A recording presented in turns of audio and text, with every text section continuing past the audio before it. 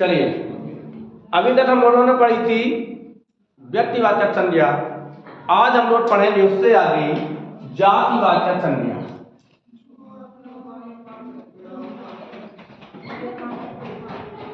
जातिवाचक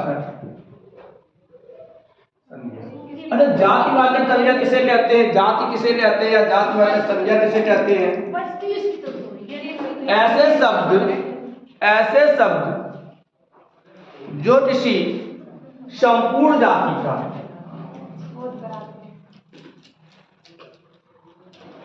ऐसे शब्द जो किसी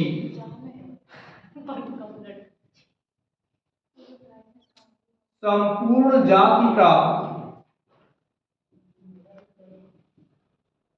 बोध कराते हैं। ऐसे शब्द जो किसी संपूर्ण जाति का बोध कराते हैं उसे जातिवाचक संज्ञा कहते हैं। मतलब कुछ शब्द ऐसे होते हैं जो पूरी एक जाति का बोध कराते हैं। जैसे हमने कह दिया पर्वत, जानवर, शेर, कुत्ता, लड़का, स्त्री, बाजार, अच्छा, सोना आदि। तो जातिवाचक में क्या होता है कि ऐसे नाम या ऐसे शब्द जो किसी संपूर्ण जाति का बोध कराते हैं। यानी हम एक नाम है, जैसे हमने शेर कह दिया तो एक शेर पूरी जाति, हम कहते हैं लड़का तो लड़का पूरी एक जाति है, एक समूह का बोध कराएगा पूरा। तो ऐसे शब्दों को हम जातिवाचक संज्ञा कहते हैं।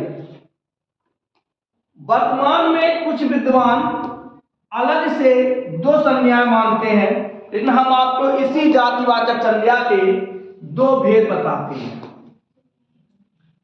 एक भेद होता है आपका समूहवाचक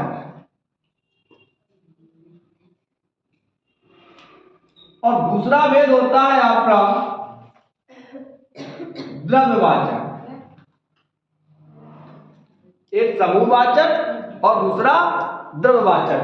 सबसे पहले जातिवाचक संज्ञा जो एक संपूर्ण जाति का बोध कराता है, फिर उस जातिवाचक संज्ञा को दो भागों में बांट लेते हैं, एक समूहवाचक, नंबर 2 द्रव्यवाचक।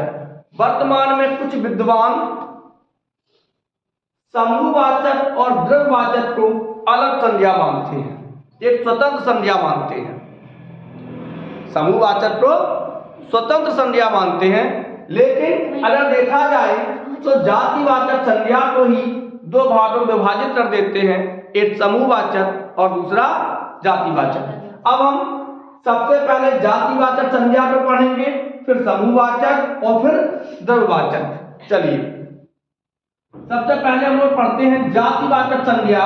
जैसे हम कह दें कि लड़के खड़े हो जाओ, तो जो लड़के होंगे वही खड़े होंगे। अगर हम कहते हैं लड़कियां खड़ी हो जाएं, तो जो लड़कियां होंगी वही होंगी। यदि हम कहते हैं पुरुष खड़े हो जाएं, तो जो पुरुष होंगे वही होंगे। अब हम थोड़ा पढ़ेंगे। तो जो शब्द एक संपूर्ण जाति का बोध कराते हैं उसे हम जातिवाचक कहते हैं। तब तक हम आपके लिए चाय बनवाते हैं, आप भी पीजिए हम भी पीजिए, क्योंकि गीता में अर्जुन ने गीता में कहा गया है, हे पार्थ त्वा चापी माया चापी, तुम भी चाय पियो और मैं भी चाय पीता हूं। दूर मत जाना, बस थोड़ी देर। चलिए, हाँ चलो देख लेते हैं। तो अब जातिवाचक संज्ञा कौन होती है?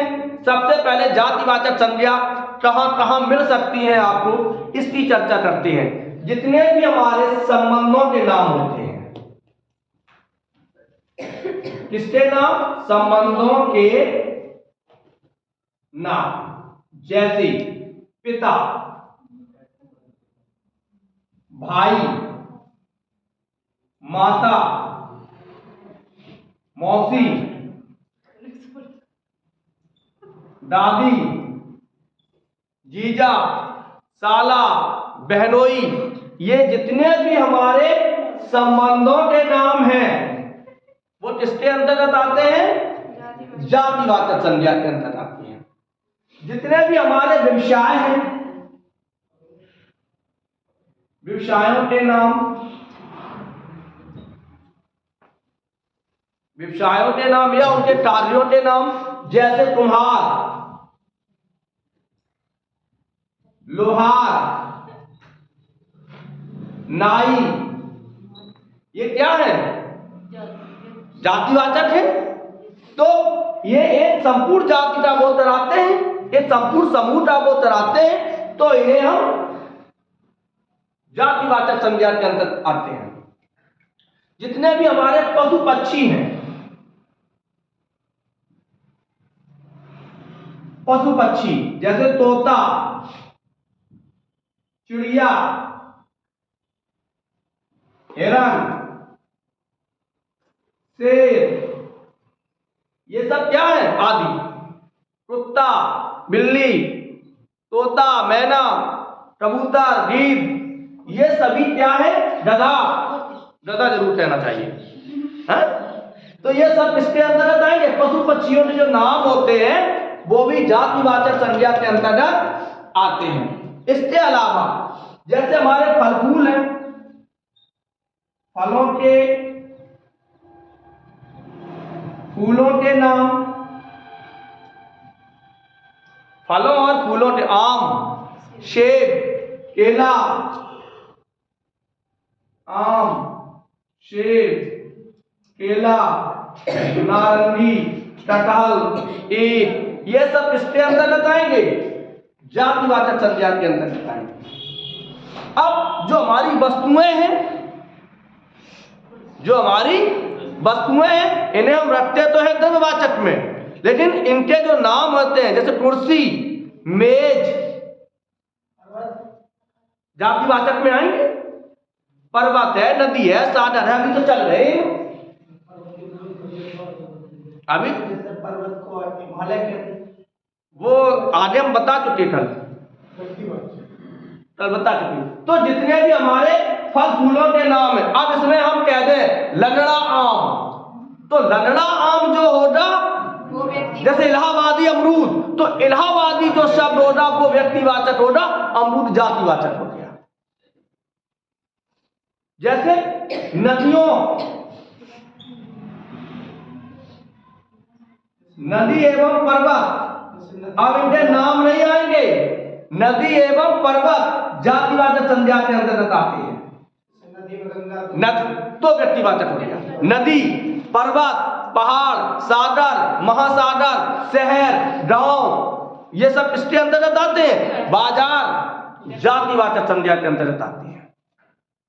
तो जातिवाचक संज्ञा जो किसी, जितने भी मेरे पद होते हैं, प्रधानमंत्री, मुख्यमंत्री, मास्टर, अध्यापक, डीएम, ये सब किसके हैं? ये पदों के जो नाम है वो जातिवाचक है। मंत्री जातिवाचक है, चपरासी जातिवाचक है, मास्टर जातिवाचक है, लड़का, लड़की, स्त्री, पुरुष, ये सब किसके अंतर्गत आते हैं? जातिवाचक है। अब इस जातिवाचक संज्ञा के दो भाग होते हैं, अब हम उन पर थोड़ी सी चर्चा कर लेते हैं। जातिवाचक संज्ञा के दो भाग होते हैं। नंबर एक है आपका समूहवाचक,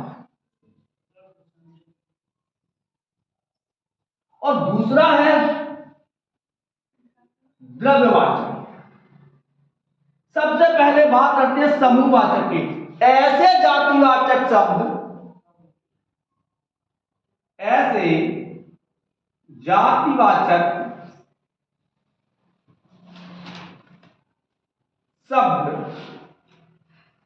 जो किसी समूह का बोध कराते हैं। जैसे अभी हमने कहा था बाजार, जैसे अभी हमने कहा था आपको बाजार, अब देखिए बाजार में एक दुकान होती तो बाजार नहीं होता, तमाम दुकानें हो जाएंगी बाजार हो जाएगा। तो जातिवाचक संज्ञा है बाजार, लेकिन जातिवाचक संज्ञा में वो एक समूह का बोध कराती, ऐसी जातिवाचक संज्ञाएं जो किसी समूह का बोध कराती हैं उन्हें समूहवाचक संज्ञा कहते हैं। जैसे बाजार, कक्षा, सेना, गिरोह, ये क्या है? ये जातिवाचक है। लेकिन जातिवाचक में कौन है? ये सभी शब्द हमें एक समूह का बोध कराते हैं। ये सभी शब्द एक समूह का। अब आपके मन में प्रश्न उठ रहा होगा कि यदि भैया शब्द आ गया कक्षा में कौन सी संज्ञा है, और ऑप्शन है समूहवाचक और जातिवाचक, तो अब हमें ऐसी स्थिति में जातिवाचक लगाना है। क्या लगाना है? जातिवाचक। दूसरी चीज और ज्यादा, क्योंकि अभी पिताजी हैं, अब उन्होंने कह दिया कि जातिवाचक, लेकिन एक चीज ध्यान रखना है कि जो ऐसे जातिवाचक शब्द जो किसी समूह का बोध कराते हैं, वो अब कक्षा क्या करवाएगी? समूह का बोध। भीड़ क्या करवाएगी? समूह का बोध। सेना क्या करवाएगी? एक समूह का बोध। बाजार क्या करवाएगा? समूह का बोध। गिरोह समूह का बोध। तो ऐसे शब्दों को हम किसके अंतर्गत रखते हैं? समूहवाचक के। टुकड़ी कर सकते हैं, सेना की टुकड़ी हो सकती है। तो ये सभी शब्द हमारे कैसे होते हैं? जातिवाचक होते हैं। समझ में आया भैया? अब आगे बढ़ते हैं। तो जातिवाचक और समूहवाचक में अंतर है। अब एक चीज मान के चलिए, पर्वत, सागर, नदी, गांव, और आपसे पूछ दिया गया कि समूहवाचक नहीं है, सॉरी जातिवाचक नहीं है, तो एक शब्द ऐसा होगा जो समूह का बोध नहीं कराता होगा। सबसे पहले तो पर्वत हमें समूह का बोध नहीं कराते, श्रृंखला होती है, लंबे चले जाओ। सागर समूह का बोध नहीं कराते, नदी समूह का बोध नहीं कराते। लेकिन गांव हम उसे कहेंगे जहां एक तमाम घर बने होंगे। एक घर को हम गांव नहीं बोलते हैं, एक घर को हम गांव नहीं बोलेंगे। तो गांव किसके अंतर्गत आएगी? समूहवाचक के अंतर्गत आएगी। क्लियर है? अब तो नहीं बोलोगे कि यदि कोई जातिवाचक संज्ञा हमें समूह का बोध कराता है तो उसे हम समूहवाचक में रखेंगे। ऑप्शन में समूह नहीं हो तो किस में रखेंगे? और दोनों हो तो जातिवाचक में। सबसे पहले हम जातिवाचक करेंगे, उसके बाद समूहवाचक करेंगे, उसके बाद क्या करेंगे? समूहवाचक। अब बहुत कम, 2011 के बाद बहुत कम होता है कि जातिवाचक और समूहवाचक एक साथ आए, क्योंकि जो शब्द बाजार है इस पे एक बार ये कोर्ट तक चला गया था। बोले हमारे पिताजी हमें नहीं होता था लोग। जातिवाचक संज्ञा सबसे पहले बाजार, और इसकी एक खास पहचान होती है कि जितनी भी जातिवाचक संज्ञाएं होती हैं ये हमेशा व्यक्तिवाचक के साथ आती हैं। ऐसे पूछो जाए कहां जा रहे? उन्हें बाजार। कौन से बाजार? उन्हें बाबरपुर, अजीतमल। जैसे कस्बा, कौन सा कस्बा? मुरादगंज, बीकेपुर, अरसू। तो एक व्यक्तिवाचक जुड़ा है इनके साथ। शहर, जितने भी शहर हैं वो सभी जातिवाचक हैं। अब एक चीज बताओ, जब शहर जातिवाचक हो सकता है तो गांव जातिवाचक क्यों नहीं हो सकता? शहर समूहवाचक के अंतर्गत नहीं आता है? बताओ, आता है? जातिवाचक के अंतर्गत आता है।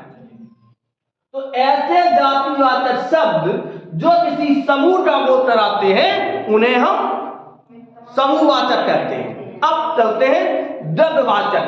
द्रव्यवाचक का मतलब पदार्थवाचक।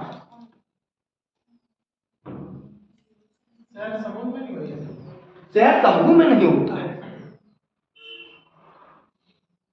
होता तो समूह है, लेकिन स्वतंत्र जातिवाचक में आता है।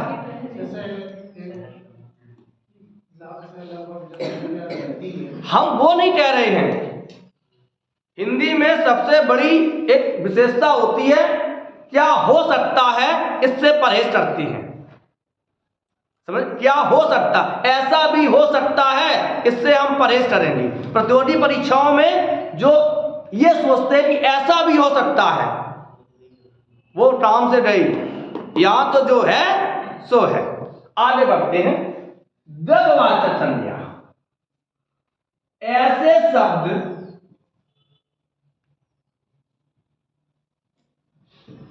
जो किसी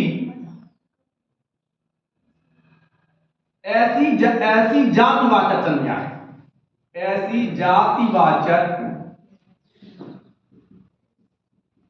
संज्ञा है जो किसी पदार्थ या द्रव्य का बोध कराती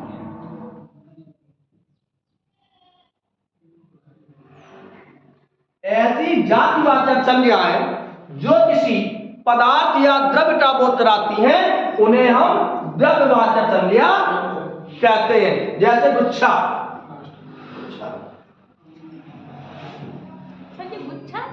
जी, चाहे वो आम का हो सकता है, चाहे चाबी का हो सकता है, वो तो समूह में आएगा। अरे तो पदार्थ समूह किसका होता है? समूह हमेशा किसका होता है? जिसकी गिनती होती है। अब गुच्छा, ढेर, कुंज समूह है, ढेर की गिनती नहीं हो सकती है। झुंड, बिल्कुल सही है। तो ऐसे जातिवाचक संज्ञाएं, ऐसी जातिवाचक संज्ञाएं जो किसी पदार्थ का, सोना पदार्थ है, चांदी, तांबा, सब इसमें आएंगे द्रव्यवाचक में, लेकिन है कैसी? जातिवाचक। लोहा द्रव्यवाचक है, गेहूं द्रव्यवाचक है, बेझर द्रव्य यानी पदार्थवाचक है। क्यों नहीं है? झुंड किसी का, बालों का भी झुंड होता है, पशुओं का भी झुंड होता है, लेकिन समूह में नहीं आएगा, द्रव्य में आएंगे। गुच्छा, हाँ, झुंड, जो झुंड शब्द है ये दोनों में आता है, ध्यान रखना। बालों का भी झुंड होता है। हमारी कहावत अपने पटर धुतरा में धोए दे तो सही हो जाए, झुंड होता है। झुंड दोनों में है। चींटियों का भी झुंड होता है तो भाई ये जातिवाचक के ही तो भेद है। चींटियां समूह में होती हैं। अब बालों का झुंड, धातुओं का झुंड, इकट्ठा जो चीज है उसको झुंड बोलते हैं। तो ये सब क्या है? ये ऐसा है कि द्रव्यवाचक और समूहवाचक दोनों में आएगा। द्रव्यवाचक और समूहवाचक, क्योंकि झुंड किसी का भी हो सकता है।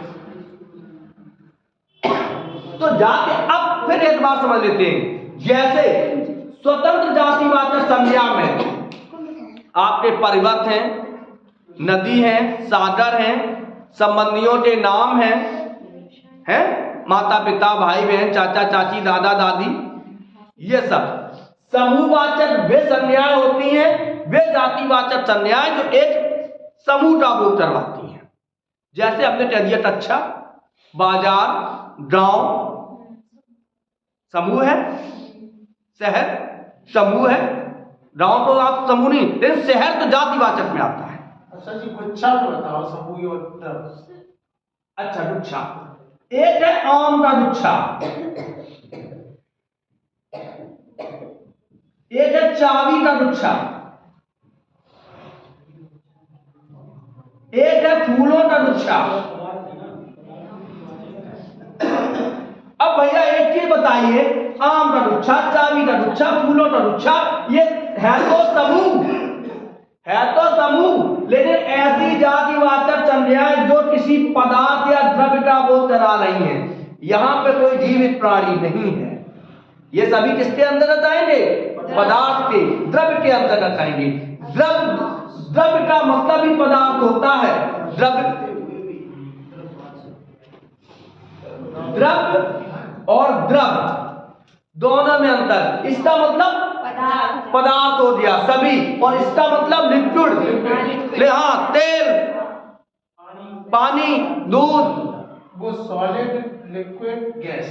हाँ बिल्कुल सही है। ठोस पदार्थ भाई, इसकी 3 अवस्थाएं हो जाती है, इसकी अवस्थाएं नहीं होती। नहीं, ऊपर वाले की 3, ऊपर वाले की अवस्थाएं नहीं है, अवस्थाएं नीचे वाले की हैं। पानी की 3 अवस्थाएं होती है, पानी द्रव है, और 3 चीजें सब मिलके इकट्ठी हो जाए तो वो द्रव्य हो जाएगा। उन्हें पंडित जी हवन करना थे, उन्हें ले आओ द्रव्य पदार्थ लाओ, है जैसे हवन सामग्री द्रव्य के अंतर्गत आएगी। द्रव्य और द्रव। आगे बढ़ते हैं भाववाचक। तो जातिवाचक संज्ञा समझ में आई। जातिवाचक संज्ञा में ऐसी वो सभी संज्ञाएं समूहवाचक कहलाएंगी जो संज्ञाएं किसी समूह का बोध कराती हैं। ऐसी सभी संज्ञाएं पदार्थवाचक कहलाती हैं जो किसी पदार्थ का बोध कराती हैं। सोना, चांदी, हीरा, मोती, जवाहरात, गेहूं, तेल, नमक, पानी, सब। अब आगे बढ़ते हैं भाववाचक संज्ञा।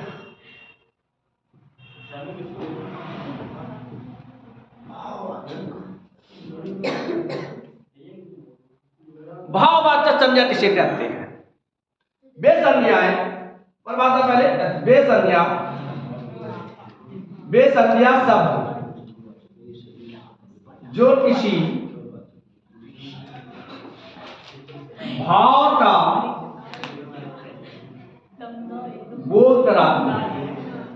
वे संज्ञा शब्द जो किसी भाव का बोध कराती हैं उन्हें भाववाचक संज्ञा कहते हैं। स्वतंत्र भाववाचक संज्ञा कोई होती नहीं है। भाव स्वतंत्र होते हैं? नहीं होते हैं। अब भाववाचक संज्ञा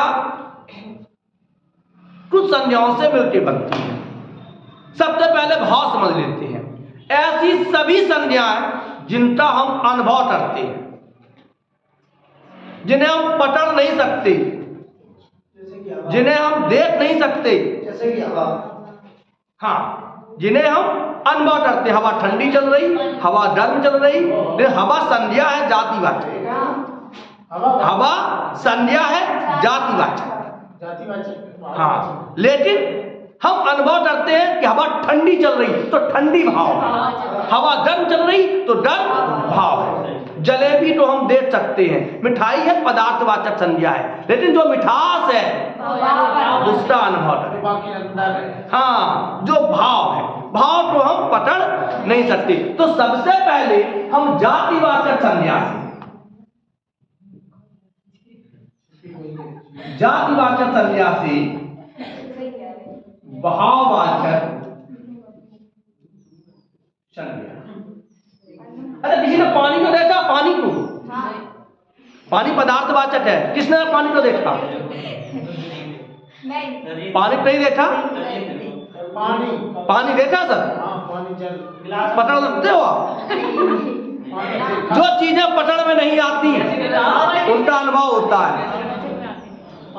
पानी को पकड़ नहीं सकते, पानी का रूप परिवर्तित करके आप फेर सकते हो। पानी का रूप परिवर्तित करके फ्रिज में रख के वो ठोस पदार्थ बन जाएगा तो आप दे सकते हो। देखिए, कभी पढ़े लिखे नहीं थे, मस्त आदत, छुओ नहीं कलम, रहो ना हाथ, लेकिन अनुभव बहुत था। विज्ञान हमारा बहुत पीछे है, विज्ञान बहुत पीछे है। हमारी संस्कृति जो है बहुत आती है। पानी ते हिम भया हिम हो गया बिलाय। पानी से बर्फ बनती है और बर्फ से गैस बनती है। पानी ही ते हिम भया हिम हो गया बिलाय। जो था सोई भया आधे कछु न कहीं न जाए।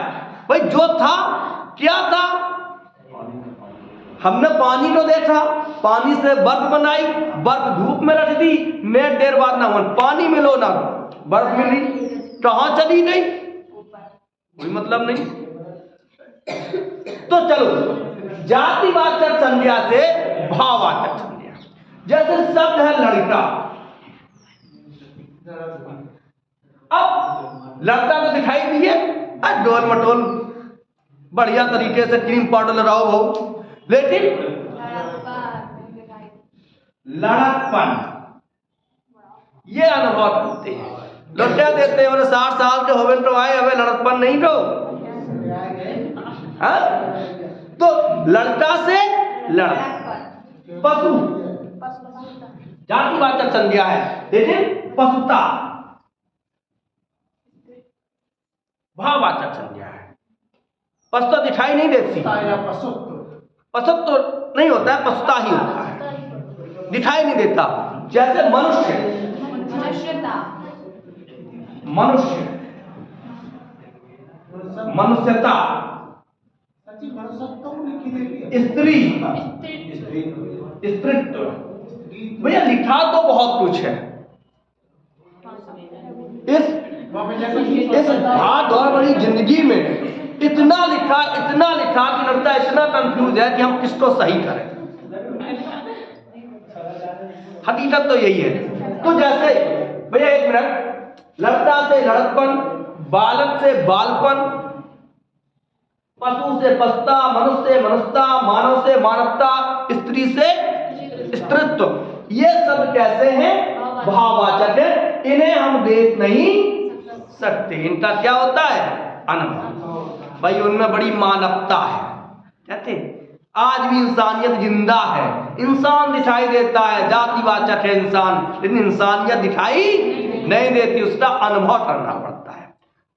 दूसरी संज्ञा आती है जातिवाचक से के अलावा क्रिया से भाववाचक संज्ञा। क्रिया से भाववाचक संज्ञा, जैसे शब्द है काट, काटना क्रिया है, काटना क्रिया है, लेकिन कटाई ये भाववाचक है। ये क्या है? भाववाचक है। लूट क्रिया है, लेकिन लुटाई अनुभव करते हैं। पढ़ना क्रिया है, लेकिन पढ़ाई दिखाई देती है, उन्हें क्या चल रही है? पढ़ाई चल रही। सजावट दिखाई देती है, गेस्ट हाउस में गए, सजावट दिखाई दी, अनुभव की दिखाई तो दे रही है, बल्ब दिखाई दे रही है, झालरें दिखाई दे रही है, वहां के टेंट हाउस का सामान, लेकिन उन सबको मिला के जो छवि बनती है, यह बड़ी अच्छी सजावट है। लिखना, लिखावट, लिखाई, लिखाई उनने क्या चल, जैसे शादी विवाह में होते हैं, उनने अब तो कार्डन की लिखाई चल रही, कार्ड लिखे जा रही है। तो क्रिया से भी भाववाचक संज्ञा बनती है। एक तो किससे बनेगी? जातिवाचक से, दूसरी क्रिया से, तीसरी करते हैं सर्वनाम से।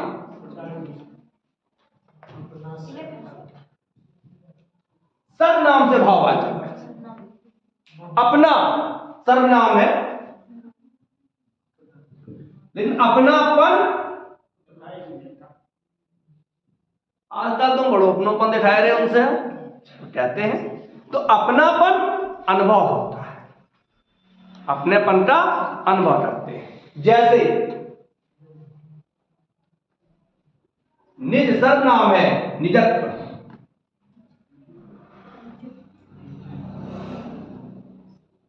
निजत्व या निजता, निजत्व या निजता अनुभव करते हैं, दिखाई नहीं देती। सर्वनाम के बाद आता है विशेषण से। जल्दी तो नहीं पढ़ाए,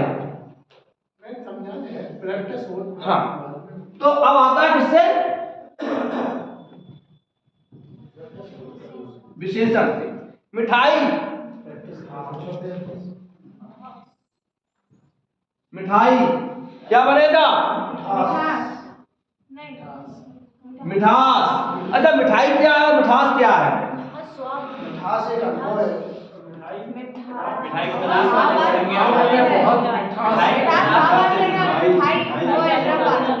हाँ, मिठाई द्रव्यवाचक संज्ञा है और मिठास भाववाचक, यानी जातिवाचक संज्ञा है मिठाई। तो मिठाई यहाँ नहीं होनी चाहिए, यहाँ केवल क्या होना चाहिए? मिठास। अब देखो, कायक,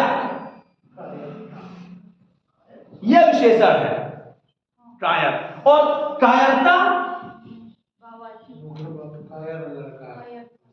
भाववाचक संज्ञा, अनुभव करते हैं। वीर, अब वीर विशेषण है, लेकिन वीरता, वीरता ये क्या है? सही है। भला, भलाई, अनुभव करते हैं। भला, भलाई हम अनुभव करते हैं। तो विशेषण से भी क्या बनती है? भाववाचक संज्ञा। कहने का तात्पर्य यह है कि भाववाचक जो संज्ञा होती है, वे संज्ञा शब्द जो किसी भाव का बोध कराती है उन्हें भाववाचक कहते हैं। और भाव कोई निश्चित नहीं होते हैं, भाव कोई निश्चित। मधुर, मधुरता, मधुर, मधुरता क्या है? आम मीठा है, मीठा शब्द विशेषण है, लेकिन आम में मिठास है, ये भाववाचक है। तो आज हम लोगों ने संज्ञा पढ़ी, जातिवाचक और जातिवाचक संज्ञा के दो भेद। कौन कौन से? समूहवाचक और द्रव्यवाचक। जब भी कोई पूछे कि संज्ञा कितनी होती हैं, तो हमेशा 3 बताओगे। कितनी बताओगे?